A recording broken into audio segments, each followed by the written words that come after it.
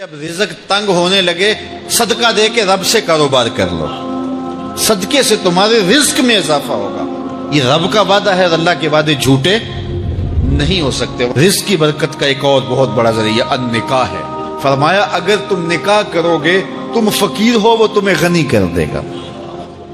لوگ کہتے ہیں بچہ پیروں پہ کھڑا ہو لے تو پھر نکاح کریں گے۔ اللہ کہتا ہے تم نکاح کرو، ہم پیروں پہ کھڑا کر دیں گے۔ ہمارا فلسفہ اپنا ہے، اس کا حکم اپنا ہے۔ وہ کہتا ہے ابھی تو یہ اپنے لیے نہیں کماتا، تو جو آئے گی اس کو کہاں سے کھلائے گا؟ میاں جس نے آنا ہے اس نے اپنا رزق لے کے آنا ہے۔ تو بچوں کی شادیاں کرو، اگر وہ جوان ہو گئے رزق نصیب ہو۔ اپنے اہل خانہ کو نماز کے حکم دینے سے رزق بڑھتا ہے، کیونکہ جو صبح کا وقت ہوتا ہے یہ رزق کے بٹنے کا وقت ہوتا ہے، اور جس گھر میں صبح کے وقت لوگ سوئے ہوئے ہوتے ہیں وہاں بے برکتیاں ہوتی ہیں۔ تو طلوع فجر سے لے کر کے طلوع آفتاب تک اپنی اولاد کو، بیوی کو، بچوں کو نہ سونے دیں۔ اس وقت رزق بٹنے کے لمحے ہوتے ہیں۔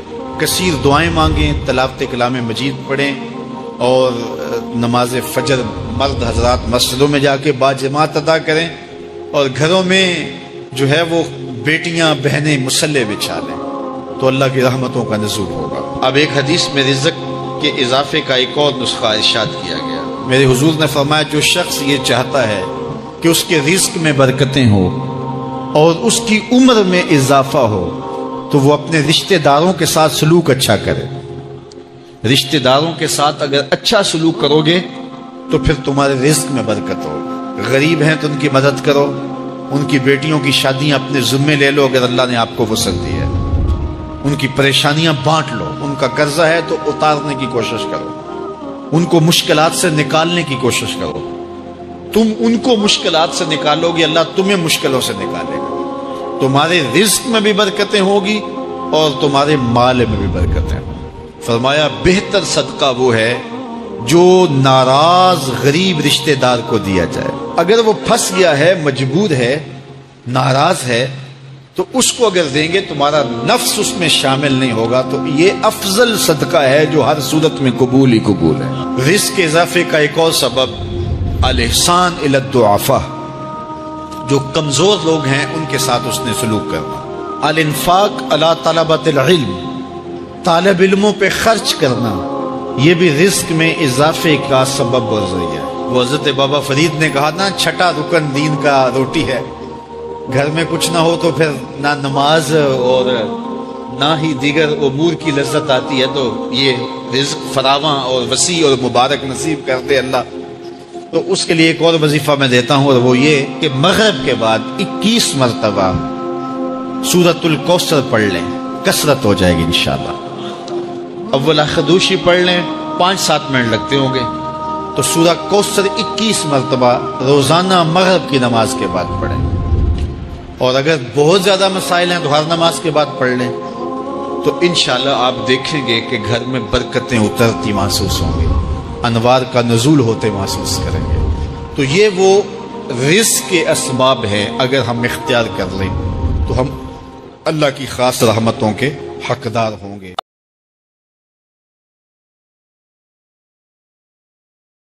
اگر فن سے، علم سے آتا ہو رزق، تو میاں صاحب فرماتے ہیں بے وقوفاں دے نوکر ویکھے دانش مند سے آنے۔ بے وقوفاں دے نوکر ویکھے دانش مند سے آنے۔ انگوٹھا چھاپ شخص ہوتا ہے اور MBA جو ہے تعلیم کے حامل، اس کے منشی بیٹھے ہوئے ہوتے، تو پھر اگر علم سے کمال آتا ہوتا تو جو ہے وہ فن سے دولت ملتی ہوتی، تو پھر اس انگوٹھا چھاپ کو کیسے ملتی؟ اور یہ جو اتنا تعلیم یافتہ ہے، ماہر معاشیات ہے، یہ تو تنخواہ پہ کام کر رہا ہے، اور وہ جو ہے وہ دولت کا اسے حساب ہی نہیں ہے کہ کتنی ہے۔ تو اس لیے اللہ فرماتا ہے کہ یہ مت سمجھو کہ یہ تمہارے فن کا کمال ہے، یہ تمہاری جو ہے وہ محنت کا نتیجہ ہے۔ اللہ فرماتا ہے اولم یعلموا، کیا انہیں نہیں پتا؟ ان اللہ یبسط الرزق لمن یشاء، جس کو چاہتا ہے اس کے لیے رزق کے دروازے کھول دیتا ہے، وَيَقْدِرْ، اور جس کے لیے چاہتا ہے اس کے لیے رزق کو تنگ کر دیتا ہے۔ کئی لوگ کتنی محنت کرتے ہیں، نتیجہ زیرو، اور کچھ لوگ کچھ بھی نہیں کرتے، وہ مٹی کو ہاتھ لگائیں اور سونا ہو جائے، اور کئی سونے کو ہاتھ لگائیں تو مٹی ہو جائے۔ تو پھر کوئی طاقت کار فرما ہے نا جو مٹی کو سونا بنا دیتی ہے اور سونے کو مٹی بنا دیتی ہے. اللہ فرماتا ہے اس کو پہچانو، وہ کون ہے؟ وہ تمہارا رب ہے. مومن کا توکل اور مومن کا بھروسہ اللہ کی ذات پہ ہونا چاہیے. جب ہم اللہ کی ذات پہ اپنا مکمل بھروسہ، جسے توکل کہتے ہیں، قائم کر لیں گے تو میرے اور آپ کے آقا و مولا نے ارشاد فرمایا کہ اگر تم اللہ پر توکل کا جو حق ہے وہ ادا کر دو تو وہ تمہیں ایسے رزق عطا کرے جیسے پرندوں کو عطا کرتا ہے. جب گھر سے نکلتے ہیں تو اس وقت وہ خالی پیٹ ہوتے ہیں، اور جب واپس آتے ہیں تو کبھی بھی کوئی جانور بھوکا واپس نہیں آیا. اور سب سے اچھا کھاتے بھی یہ. ہمارے علاقے میں تو زیادہ باغات نہیں ہیں، امرود کے باغات ہمارے علاقے میں پائے جاتے ہیں. تو امرود کے باغ میں جو اگر کوئی دیہات کا شخص ہو یا جس کا امرودوں کا باغ ہو یا امرودوں کے باغ میں اس کا آنا جانا رہا ہو، اس سے پوچھئے کہ سب سے اچھا پھل امرود کے پیڑ پہ اچھا دانا کون سا ہوتا ہے. کوئی آپ کو کہے کہ یار امرود توڑ کے لاؤ، میٹھا ہو اور جو ہے وہ پکا ہوا ہو اور ذائقے دار ہو تو وہ جاؤ توڑ کے لاؤ. تو کوئی مجھے اگر کہے تو میں جب امرود توڑ کے لاؤں گا تو کبھی پھیکا نہیں ہوگا، میں امرود توڑ کے لاؤں گا تو کبھی بد ذائقہ نہیں ہوگا. آپ مجھے پوچھیں کہ آپ کے پاس کیا فن ہے؟ میرے پاس فن یہ ہے کہ میں نے امرودوں کے باغوں میں جو ہے وہ بچپن گزارا ہے اور مجھے پتا ہے کہ اچھا اور پکا پھل کون سا ہوتا ہے. لیکن میں آپ کو نشانی بتا دیتا ہوں. اب نئی نسل انہوں نے نہیں دیکھا، آپ باغ میں جائیں اور شاخوں سے لٹکے ہوئے امرود دیکھیں. جس امرود کو طوطے نے کھا کے چھوڑا ہو اس کو آپ توڑ لیں، میٹھا بھی ہوگا، ذائقے دار بھی ہوگا، ایکسپورٹ کوالٹی سے بھی بہتر ہوگا. سب سے اچھا پورے پودے سے جو سب سے اچھا ہوگا وہ اس کو چونچ مارتا ہے اور پھر سارا کھاتا بھی نہیں ہے، تھوڑا سا لیا، نخرے والا آگے بڑھ گیا. اللہ اکبر. تو جو ایکسپورٹ کوالٹی ہوتی ہے اس سے بھی بہتر وہ کھاتا ہے. تو یہ اللہ پر توکل کرنے والے ہیں. ہمیں تو پتا ہوتا ہے نا ہم نے دکان پہ جانا ہے، ہمیں پتا ہوتا ہے ہم نے فیکٹری کام پہ جانا ہے، ہم نے پتا ہوتا ہے ہم وہ دہاڑی فلاں جگہ کرنے جانا ہے.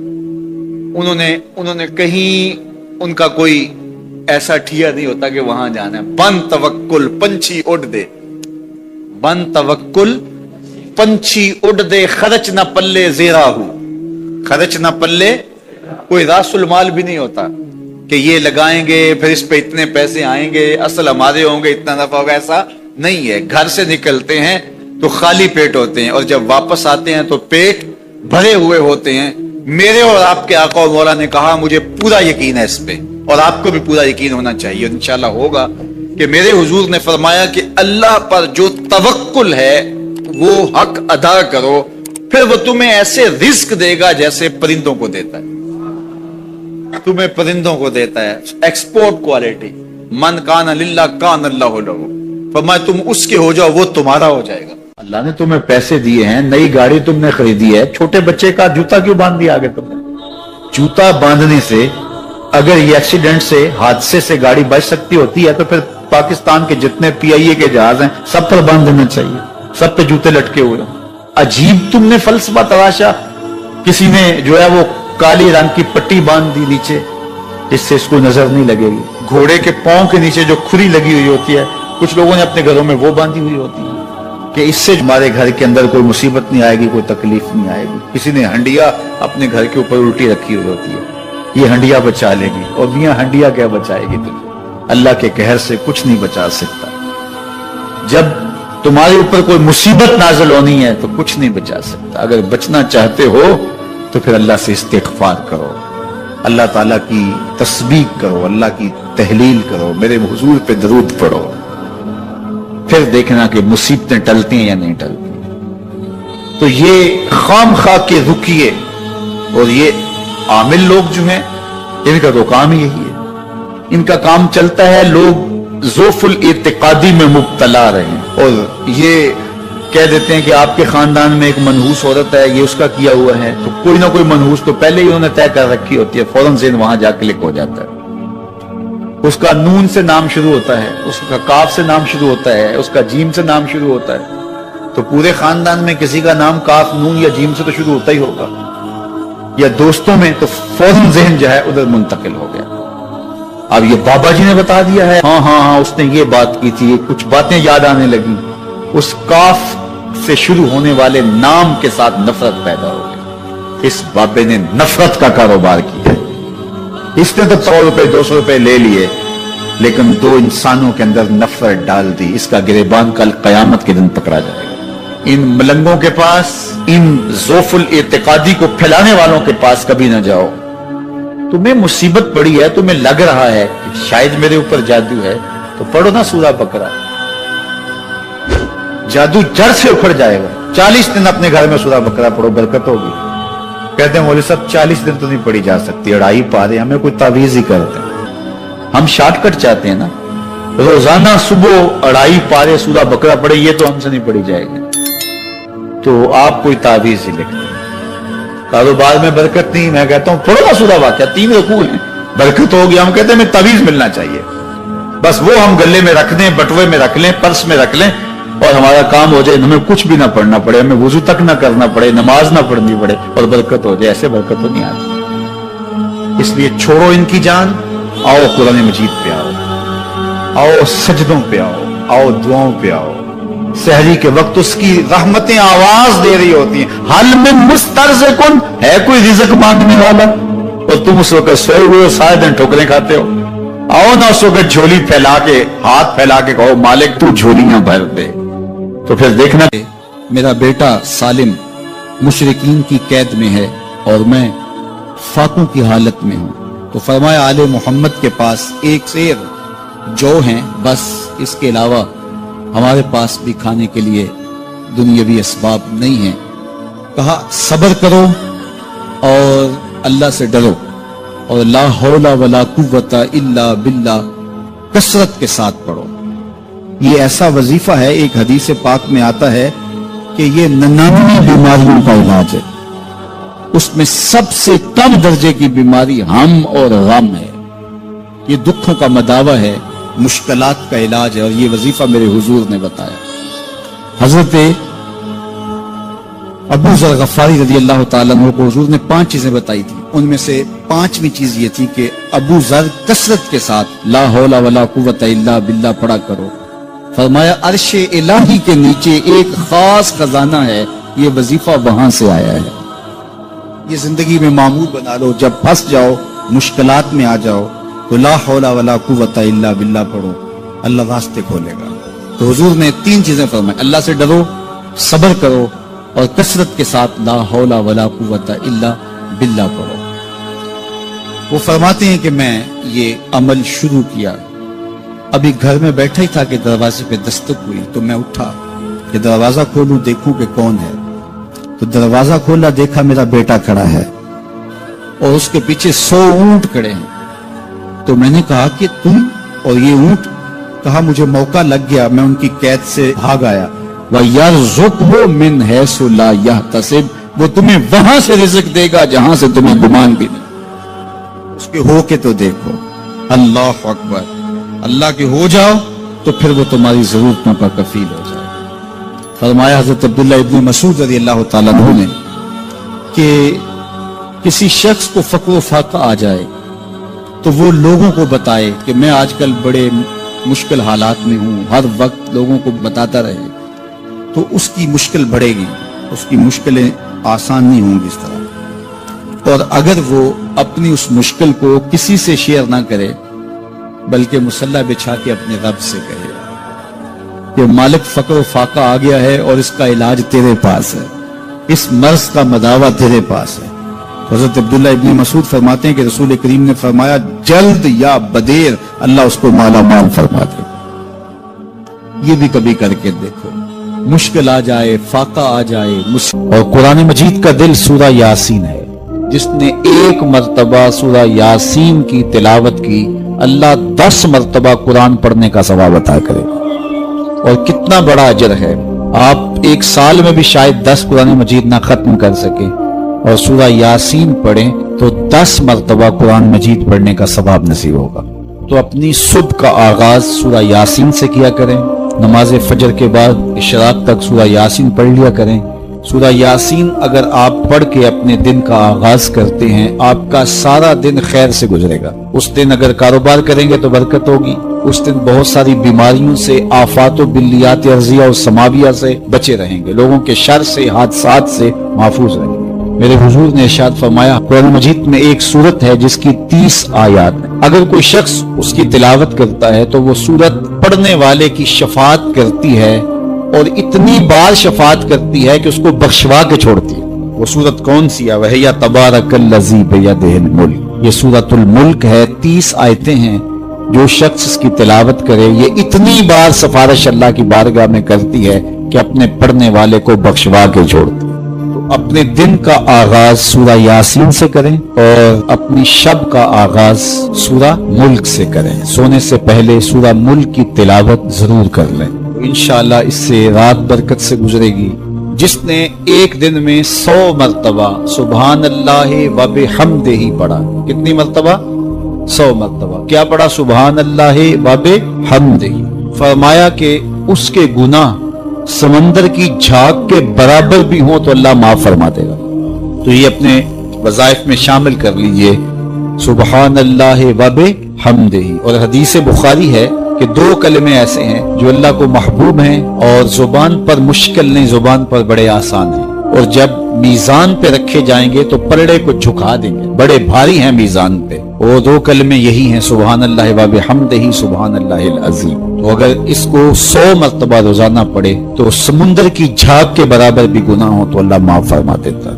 اللہ فرماتا ہے ما یفعل اللہ بعذابکم، وہ تمہیں عذاب دے کے کیا کرے گا؟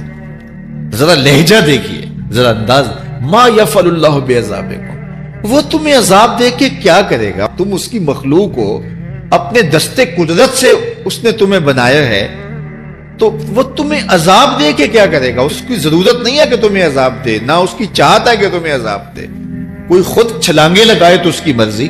فرمایا کہ ما یفعل اللہ بعذابکم، وہ تمہیں عذاب دے کے کیا کرے گا؟ ان شکرتم وآمنتم، اگر تم شکر ادا کرو اور ایمان لاؤ تو وہ تو قدردان ہے جو کوئی اس کا شکر کرتا ہے اور جو اس پر ایمان لاتا ہے۔ تو اللہ اس کے لیے عذاب نہیں رکھا، اس کے لیے رحمتیں رکھی ہوئی ہیں۔ تمہیں دستے قدرت سے بنایا ہے اور وہ تمہیں خوش دیکھنا چاہتا ہے، تمہیں خوشحال دیکھنا چاہتا ہے، تمہیں سرشار دیکھنا چاہتا ہے، تمہیں نہال دیکھنا چاہتا ہے، تمہاری زندگی کو خوشگوار دیکھنا چاہتا ہے۔ تم نے اپنے آپ کو خود اپنے اعمال کی وجہ سے مصیبتوں میں ڈالا ہے، تو کہا شکر کرنے کی عادت ڈال لو، دیکھنا پھر اللہ تعالیٰ جل شانہ کی رحمتیں تمہارے اوپر کس طرح اترتی ہیں، اس کی نوازشیں تمہارے اوپر کیسے برستی ہیں۔ توکل اگر ہم سیکھ جائیں تو توکل ایک ایسی دولت ہے کہ جو خوشحال زندگی کی ضمانت بنتی۔ جب ہم اللہ پر توکل نہیں کرتے اور ہم سمجھتے ہیں یہ سب کچھ ہماری محنت کا نتیجہ ہی ہوگا، اور نتیجہ جب نہیں آتا تو پھر ہم بے چین مضطرب ہو جاتے ہیں، اور جب ہم اس پہ توکل کر لیں تو پھر ہمارا صرف اتنا ہی کام ہے کہ میاں ہم یہ کام کر رہے ہیں، بس یہ حکم، ہم بیج بو رہے ہیں، بس یہ حکم ہے اور بو رہے ہیں، باقی اس پہ بھروسہ ہے، یہ کام اس کا ہے کہ اس نے اس کو اگانا ہے، اس کے اوپر پھل لگانے ہیں۔ تو جب اس پہ توکل ہو جائے تو بندہ سوکھا رہتا ہے، ورنہ بندہ مشکل میں مبتلا ہو جاتا ہے۔ بسا اوقات ایسا ہوتا ہے کہ بندہ ایک منصوبہ تیار کرتا ہے، اس کا عملی نتیجہ اس کو سامنے نظر آ رہا ہوتا ہے، لیکن نتیجہ بالکل الٹ جاتا ہے۔ سید علی المرتضیٰ فرماتے ہیں میں نے اپنے ارادوں کی شکست سے ہی اپنے رب کو پہچانا ہے، کہ میں ایک منصوبہ تراشتا ہوں کہ یہ اور یوں ہوگا اور وہ ہونا چاہیے، لیکن نتیجہ وہ نہیں آتا، تو کوئی طاقت ہے اس کا جو نتیجہ بدل دیتی ہے۔ تو بندہ اس طاقت پہ یقین کرتے، اس پہ توکل کر کے جو ہے وہ اس پہ بھروسہ کر لے تو زندگی سوکھی ہو جاتی ہے۔ مغرب میں جو اللہ پر یقین نہیں رکھتے وہ خودکشی کر لیتے ہیں کہ یہ کیوں ہو گیا، ایسا نہیں ہونا چاہیے تھا، لیکن ہم خودکشی اس لیے نہیں کرتے، ہم کہتے ہیں میرا رب جس طرح چاہے اس طرح ہی ہوتا ہے، جو اس نے طے کیا ہوا ہے وہ کر کے رہتا ہے۔ اس لیے تم اس پہ توکل کر لو اور اس پہ بھروسہ کرو۔ حضور علیہ الصلوۃ والسلام نے فرمایا لو انکم توکلون علی اللہ حق توکلہ، اللہ پر توکل کرنے کا جو حق ہے اگر تم وہ ادا کر دے تو فرمایا اللہ تمہیں ایسے رزق عطا کرے جیسے پرندوں کو عطا کرے۔ ہمارا تو کاروبار ہے، یہ فیکٹری ہے، یہ دکان ہے، یہ ہماری نوکری ہے، ہم نے یہاں سے کمائی کرنی ہے. پرندوں کا کوئی کاروبار نہیں ہوتا, کوئی نوکری نہیں ہوتی, کوئی ٹھیا, کوئی اڈا نہیں ہوتا جہاں جا کے انہوں نے رزق کے لیے کوئی آغاز کرنا ہوتا ہے. بلکہ حضور نے فرمایا تغدو خماسا وتروح بطانا, جب وہ صبح گھر سے نکلتے ہیں تو خالی پیٹ نکلتے ہیں اور انہیں کوئی اپنی منزل کا تعین نہیں ہوتا, جدھر خیال آیا اڑ گئے ادھر. لیکن کبھی ایسا نہیں ہوا کہ شام کو خالی پیٹ واپس آئے ہیں. کہا وہ پیٹ بھر کے آتے ہیں. باہو بولے بن توکل پنچھی اڑ دے, خرچ نہ پلے زیرا ہو. جب گھر سے اڑتے ہیں تو ان کے پلے نہ کوئی خرچ ہوتا ہے, نہ راس المال ہوتا ہے, نہ کوئی اوزار ہوتے ہیں, نہ کوئی ہتھیار ہوتے ہیں, کچھ بھی نہیں ہوتا, یوں ہی گھر سے نکلتے ہیں, کبھی بھی خالی پیٹ نہیں آئے. فرمایا اگر اللہ پہ پرندے توکل کر لیں تو اللہ اسے بھی عطا کرتا ہے, تم توکل کرو گے تو تمہیں عطا نہیں کرے گا. اور یہ بات پکی ہے کہ آپ جب راہ خدا میں دیتے ہیں تو آپ کے رزق میں, مال میں کبھی کمی نہیں آتی. اللہ کے محبوب نے 3 چیزیں قسم کر کے کہی. حضور نے کچھ چیزیں ارشاد فرمائی تو ان میں سے 3 چیزوں کے بارے میں فرمایا کہ یہ تو میں اللہ کی قسم کر کے تمہیں کہتا ہوں. اور ان میں سے ایک شے یہ کہ ما نقص مال عبد من صدقہ. فرمایا میں اللہ کی قسم اٹھا کے کہتا ہوں کہ صدقے سے مال کم نہیں ہوتا. تمہارا کیلکولیٹر حساب یہی بتاتا ہے کہ جو ہے وہ کم ہو گئے, 100 میں سے 10 دے دیے تو باقی 90 رہ گئے. آپ کا اکاؤنٹنٹ بھی آپ کو یہ بتاتا ہے کہ اتنے لاکھ میں سے اتنے ہزار دے دیے, باقی اتنے رہ گئے. لیکن میرے حضور نے کہا میں اللہ کی قسم اٹھاتا ہوں کہ صدقے سے مال کم نہیں ہوتا. دوسری بات فرمائی کہ جو شخص مانگنا شروع کر دیتا ہے, سوال کا دروازہ کھول دیتا ہے, اس کی کمی پوری نہیں ہوتی. یہ بھی میں اللہ کی قسم اٹھاتا ہوں. اور تیسری بات میرے حضور نے قسم فرما کے یہ کہی کہ جو شخص کسی کو معاف کر دیتا ہے, کسی نے کوئی زیادتی کی وہ معاف کر دیتا ہے, تو حضور فرماتے ہیں میں اللہ کی قسم اٹھا کے کہتا ہوں اس کی عزت میں فرق نہیں آئے گا. تو یہ 3 چیزیں حضور نے قسم کر کے فرمائی. تو اس لیے ہم اپنے ہمسایوں کو دیکھیں, ان کی ضروریات کا خیال رکھیں. تو حضور کی سیرت کا یہ عنوان جو حضرت خدیجہ الکبریٰ سے بہتر کون جانتا تھا, اپنا سارا مال انہوں نے حضور کو پیش کر دیا جب نکاح ہوا حضور سے کہ حضور اب یہ میرا نہیں یہ آپ کا ہے. اور وہ سارا مال حضور نے لوگوں میں بانٹ دیا, ضرورت مندوں کی کفالت کرتے رہے. تو کہا وَتَحْمِلُ الْكَلَّةَ, آپ لاچاروں کا بوجھ اٹھاتے ہیں, وَتَقْسِبُ الْمَعْدُومَ, اور جن کا کوئی نہیں ہے آپ ان کے کفیل بن جاتے ہیں اور آپ کمائی کر کے ان کے گھر کی ضروریات کو پورا کرتے ہیں. وَتَقْرِ الضَّيْفَ, اور آپ کی یہ خوبی ہے کہ آپ مہمان نواز ہیں. مہمان نوازی آپ کا شعار ہے, آپ کا طرز زندگی ہے. اور مہمان کو جو کھلایا جاتا ہے اس کا حساب بھی نہیں ہوتا, اور مہمان کے ساتھ جو بیٹھ کے کھایا جاتا ہے اس کا بھی حساب نہیں ہوتا. اور مہمان اپنا رزق خود لے کے آتا ہے اور برکت چھوڑ کے جاتا ہے. تو مہمان کو کبھی بھی بوجھ نہیں سمجھنا چاہیے. تو کہا کہ اور تیسری اور آخری بات فرمائی وَتَعِينُ عَلَى نَوَائِبِ الْحَقِّ, جو لوگ مشکلات میں پھنسے ہوتے ہیں, مصیبت میں پھنس جاتے ہیں, مسائل میں گھر جاتے ہیں, آپ ان کی مدد کرتے ہیں. ابھی حضور اعلان نبوت نہیں کیا, ابھی پہلی وحی نازل ہوئی ہے, تو حضور کی ماضی کی سیرت کو حضرت خدیجہ الکبریٰ لوگوں کے سامنے رکھیں. آپ اس سے بھی پیچھے چلے جائیے. جب شب ابی طالب میں حضور کو حضور کے خاندان سمیت محصور کر دیا گیا, قریش مکہ نے حضور کو روکنے کے لیے بڑی کوششیں کی, لیکن حق کا یہ مسافر کبھی بھی رکنے والا نہیں تھا. بلکہ حضور کے چچا کو بلا کے کہا کہ اپنے بھتیجے سے پوچھو کہ تمہارا مسئلہ کیا ہے. دولت مال چاہیے تو ہمسائے لوگ مل کے اتنی دولت ان کو دے دیتے ہیں کہ کوئی کمی نہیں رہے گی. اور اگر کسی خاتون سے نکاح کرنے کی آرزو دل کے کسی گوشے میں ہو تو وہ بھی بتائیے. کسی سردار کی بیٹی سے نکاح کرنا چاہیں تو ہم اس کے لیے بھی حاضر ہیں, لیکن یہ بتوں کی مخالفت چھوڑ دی جائے. تو جب بہت ساری باتیں کی سب نے مل کے کی اور جو ہے وہ دباؤ بھی ڈالا کہ اگر نہیں یہ کرتے تو پھر حالات کی تلخیاں اور جو کچھ ہے وہ آپ کے سر پہ ہوں گی. تو حضور کے چچا جناب ابو طالب حضور کے پاس آئے تو ان کی طبیعت پر کچھ بوجھ تھا, تو انہوں نے کہا کہ بھتیجے میں اکیلا اتنے قبائل کے ساتھ لڑائی کا بوجھ نہیں اٹھا سکا, میری کمر کمزور ہے. تو حضور علیہ الصلوۃ والسلام کی خدمت میں انہوں نے کہا کہ وہ تو اس طرح کی باتیں کر رہے ہیں. تو آقا کریم نے جو جواب دیا وہ سنیے.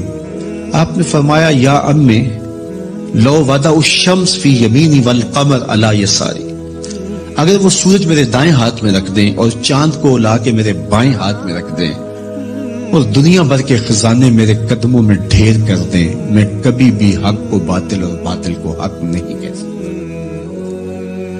یہ وہ چیز ہے جہاں پر ہمیں کھڑا ہونا چاہیے۔ یہ رشوت کیا ہوتی ہے؟ ہم اداروں میں افسر بن کے بیٹھتے ہیں اور ہم کسی ذمہ دار منصب پہ بیٹھتے ہیں تو ہمیں چند ٹگوں سے کوئی خرید لیتا ہے، ہمارا ضمیر پھر کہاں ہوتا ہے؟ کائنات کی نعمتیں اس کو پیشکش کی جا رہی ہیں جو پیدا ہوا تو باپ کا سایہ سر پہ نہیں ہے، 6 سال کی عمر ہے تو ماں انتقال کر گئی ہے، یہ حالت ہے۔ لیکن کہا جا رہا ہے کہ جناب آپ کو جو چاہیے ہم فراہم کرتے ہیں، لیکن کہا لو وضع الشمس فی یمینی، اگر وہ سورج کو میرے دائیں ہاتھ میں رکھ دیں اور چاند کو میرے بائیں ہاتھ میں رکھ دیں اور میرے پاؤں میں کائنات کے خزانے لا کے دولت قارون بھی رکھ دیں، لیکن میں پھر بھی حق کو حق کہوں گا، باطل کو باطل کہوں گا، تو میں چند ٹگوں پہ اپنے ضمیر کا سودا کیسے کر سکتا ہوں اگر میں رسول اللہ کو مانتا ہوں، اگر میں حضور علیہ الصلوۃ والسلام کا فالوور ہوں، اگر میں ان کا امتی ہوں، ان کا غلام ہوں، ان کا عاشق ہوں، تو پھر میں کیوں اپنے ملک کو بیچوں، میں کیوں عدل کو بیچوں، میں کیوں انصاف کو بیچوں، میں کیوں اپنے منصب کو بیچوں، میں کیوں لوگوں کے حق غصب کروں، لوگوں پر زیادتیاں کروں، میں دیوار رکھتے ہوئے ہمسائے کے 2 انچ دبانے کے لیے اپنے ضمیر کا سودا کر لوں، میز کے اوپر سے رشوت پکڑوں یا نیچے سے پکڑوں، فرق نہیں پڑتا اس سے، میں اپنے ضمیر کا سودا کیا ہے اور برسرے بازار کیا ہے اور بہت سستا بیچا ہے میں نے اپنے آپ کو۔ وہ کیا کسی نے کہا تھا کہ ہر دو عالم قیمت خود گفتائی، نرخ بالا کن کہ ارزانی ہنوز، 2 جہاں کو تو نے اپنی قیمت بتایا ہے، اپنا نرخ بتایا ہے کہ 2 جہاں میری قیمت لگتی ہے، کہا قیمت بڑا ابھی سستا بک رہا ہے، یہ ساری کائنات تیری قیمت لگا دی جائے لیکن تیری قیمت پھر بھی نہیں ہے اور تو سستا بک رہا ہے، نرخ بالا کن کے ارزانی ہنوز، تیری قیمت جو ہے وہ یہ 2 جہاں نہیں ہے، تیری قیمت صرف تیرے رب کی رضا ہے۔ تو کہا کہ میں کبھی بھی، تو یہ حضور علیہ الصلوۃ والسلام کی زندگی تھی۔ خیر انہوں نے جب کہا کہ میں تو نہیں تمہاری بات کو ماننے والا، تو پھر انہوں نے سماجی بائیکاٹ کر دیا، سوشل بائیکاٹ کر دیا اور حضور کو شب ابی طالب میں مقید کر دیا۔ تو حضور کے چچا نے اس وقت ایک قصیدہ لکھا حضور کے نام، چونکہ یہ پانی نہیں پہنچنے دیتے تھے، غلہ نہیں پہنچنے دیتے، کوئی باہر سے بھی آتا تاجر تو اس کا غلہ خود خرید لیتے کہ کہیں وہ بنو ہاشم کے پاس نہ چلا جائے، اور وہ خرید کے اپنی زندگی اور موت کے درمیان جو ٹوٹتا ہوا رشتہ ہے جو ہے وہ اس کو کہیں بچا نہ پائیں۔ تو حضور کے چچا نے ایک ماضی کا واقعہ قریش کو یاد دلایا اس قصیدے میں۔ ہوا اس طرح کہ حضور کی عمر تھی کوئی 9 سال یا 8 سال کہ مکے میں قحط پڑ گیا، تو حضور کے چچا کے پاس لوگ آئے کہ قحط پڑ گیا ہے اور آپ اولاد اسماعیل سے ہیں، تو اللہ کی بارگاہ میں دعا کیجئے کوئی بارش کے آثار پیدا ہوں اور کوئی سبزہ پیدا ہو۔ آپ نے فرمایا تم بھی سین حرم میں پہنچ جاؤ، میں بھی پہنچ جاتا ہوں، وہاں اللہ کی بارگاہ میں دعا کرتے ہیں۔ خیر لوگ جمع ہو گئے تو حضور کو ساتھ لیا حضور کے چچا نے اور سین حرم میں پہنچے اور کعبۃ اللہ کی دیوار کے ساتھ حضور کو یوں کھڑا کیا کہ حضور کی پشت کعبہ کی دیوار کے ساتھ لگ رہی تھی اور رخ لوگوں کی طرف تھا۔ تو جب یوں حضور کھڑے ہو گئے تو حضور کے چچا نے ایسے ہاتھ پھیلا کے کہا اے اللہ اس گوری رنگت والے کے صدقے بارش نازل کر دے۔ راوی کہتا ہے ابن عساکر نے لکھا ہے، باقی لوگوں نے بھی لکھا ہے کہ ابھی جو ہے وہ لوگ گھروں کو نہیں پہنچے تھے کہ چھم چھم می برسنے لگا اور لوگ بھیگ کے گھروں کو گئے اور اتنا سبزہ ہوا کہ لوگ خوشحال ہو گئے۔ تو آج جب حضور علیہ السلام اور حضور کے خاندان کو شب ابی طالب میں مقید کر دیا گیا تو کچھ پہنچنے بھی نہ دیا جاتا، تو حضور کے چچا نے یہ پرانا واقعہ قریش کو یاد دلاتے ہوئے کہا وَأَبْيَضُ يُسْتَسْقَى الْغَمَامُ بِوَجْهِهِ سِمَالُ الْيَتَامَى عِصْمَةٌ لِلْأَرَامِلِ، آج تم پانی نہیں پہنچنے دیتے، غلہ نہیں آنے دیتے، وہ واقعہ بھول گئے ہو جب قحط پڑا تھا اور نہ بارش برستی تھی نہ سبزہ اگ رہا تھا، جانوروں کی چھاتیاں بھی سوکھ گئی تھی، دودھ بھی نہیں مل رہا تھا، यही मेरा वो गोरी रंगत वाला भतीजा था जिसके चेहरे को देख के उमट के बादल आए थे। वहां दो लफ्ज गए, समालुल यतामा इस्मतुल लिल अरामल। ये मेरा वही भतीजा है जो यतीमों का सहारा है और बेवाओं का आसरा है। अब हुजूर जब खुद यतीम थे, यतीमी की उम्र बुलूगत से कबल होती है, तो यतीम होकर भी यतीम परवर थे, यतीम होकर भी यतीम परवर थे। और हुजूर बेवाओं के घरों में जाके उनका पानी भर आते,